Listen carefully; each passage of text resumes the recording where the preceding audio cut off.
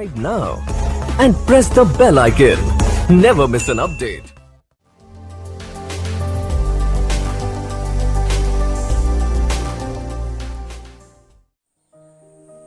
इस वीडियो में आपका स्वागत है। इसके पहले हमने देखा था crop, types of crop, agriculture practices और इसके 7 स्टेप्स। आज हम लोग देखेंगे, इस टॉपिक में डिस्कस करेंगे एग्रीकल्चर का डिफिनीशन। एग्रीकल्चर किसे कहते हैं? What is the agriculture? किसान जो खेती करते हैं, वो खेती करने का एक जो तरीका है इस चैप्टर में हम पढ़ेंगे। तो उसमें सबसे पहले हम लोग पढ़ेंगे एग्रीकल्चर के बारे में। द साइंस और practice of farming including the rearing of crops and animals is known as agriculture। खेती करने के साथ साथ जानवरों को पालना, जिस साइंस के अंतर्गत हम लोग पढ़ते हैं, उस साइंस को हम लोग बोलते हैं एग्रीकल्चर।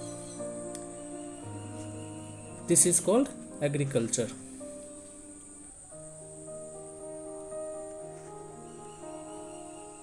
उसके बाद हम लोग देखेंगे एग्रीकल्चर प्रैक्टिसेस के 7 स्टेप्स होते हैं, जिसमें पहला जो स्टेप है वो है preparation of soil. Preparation of soil 2 तरह के से किया जाता है। पहला जो है प्लाउइंग और दूसरा जो है लेवलिंग। इसमें प्लाउइंग के बारे में हम लोग डिस्कस करेंगे फर्स्ट में। इस चैप्टर को समझने के लिए हम लोग पहले प्रैक्टिकली अपने आसपास के क्षेत्रों में जो हो रहा है उसको अगर गौर करेंगे तो समझ में आएगा। तो what is ploughing? The process of loosing and turning of the soil is known as ploughing. मिट्टी को पलटना, उसको तोड़ना, अंदर से ऊपर करना, ऊपर वाले मिट्टी को नीचे करना, वो प्लाउइंग कहलाता है। इसको टीलिंग भी कहते हैं। It is also called. अगर किसी फसल का हमको खेती करना है तो सबसे पहले हम क्या करेंगे? मिट्टी की जुताई करते हैं। जब मिट्टी की हम जुताई क्यों करते हैं, इसके फायदे क्या हैं? What is the advantages of ploughing? This is the very important process of agriculture.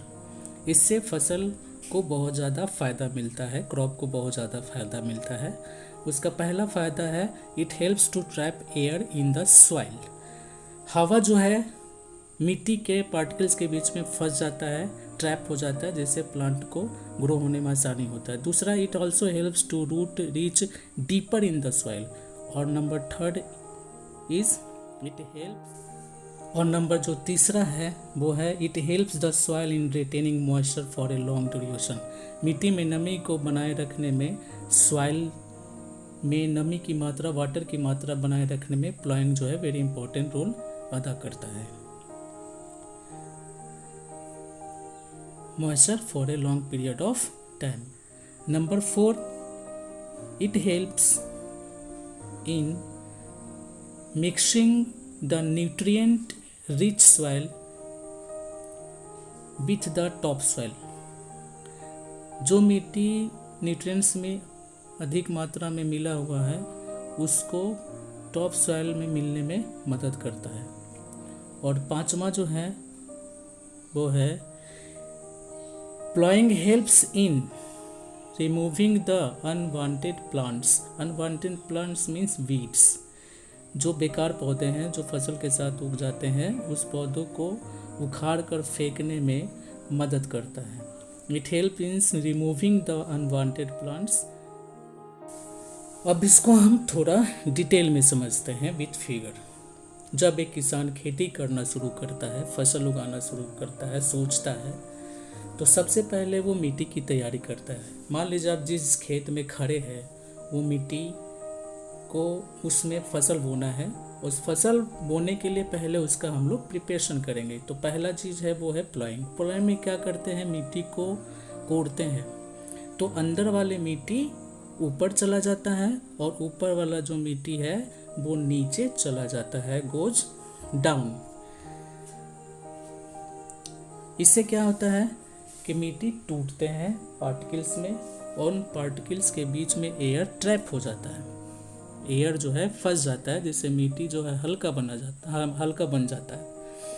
हल्का हो जाने से क्या होता है कि उसमें रूट आसानी से अंदर जाते हैं। दूसरा जो फ़ायदा हम लोगों ने डिस्कस किया था वो है अनवांटेड प्लांट।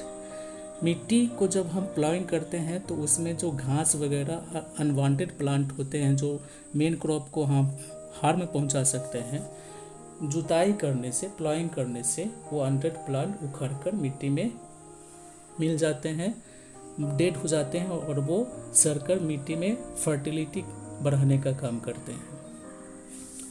उसके बाद जो मिट्टी जुताई के बाद बड़े बड़े टुकड़े निकलते हैं मिट्टी के, उस बड़े बड़े टुकड़ों को, लार्ज पीसेस ऑफ सॉइल को हम लोग कहते हैं crumbs. This is called crumbs. This is called crumbs. Large pieces of soil which comes out during the plowing is called crumbs. इसको हम लोग बोलते हैं crumbs। और मिट्टी जुताई करने से ये फ़ायदा है कि जो हानिकारक कीटाणु होते हैं, कीड़े होते हैं, अंदर तक गर्मी जाता है, धूप जाता है, तो उसके वजह से वो कीटाणु भी मर जाते हैं, जिससे फसल में बीमारियां कम लगती हैं। This is very important portion, first process of the agriculture. और ये जो पार्टिकल्स मिट्टी के होते हैं उसमें वाटर H2O भी लंबे समय तक बनाए रखने में प्लॉइंग जो है काफ़ी मदद करता है। It helps the soil in retaining moisture for a long duration of time. और साथ साथ में जो न्यूट्रिएंट्स रिच सॉइल हैं, वो nutrients rich soil upper most soil में मिल जाते हैं, मिक्स हो जाते हैं, जिससे न्यूट्रिएंट्स जो है नीचे से ऊपर आ जाता है और फसल को अधिक मात्रा में न्यूट्रिएंट्स मिलता है। These are the benefits of the ploughing. Next जो टर्म है वो एग्रीकल्चरल इम्प्लीमेंट्स, मतलब वो डिवाइस जिसके द्वारा हम प्लाइंग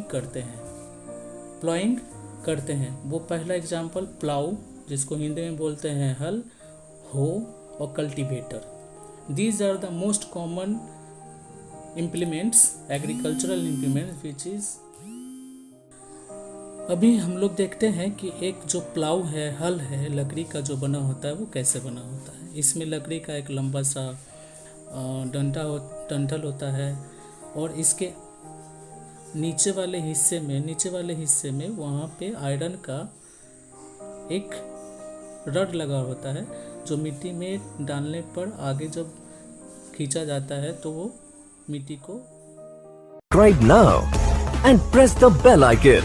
Never miss an update.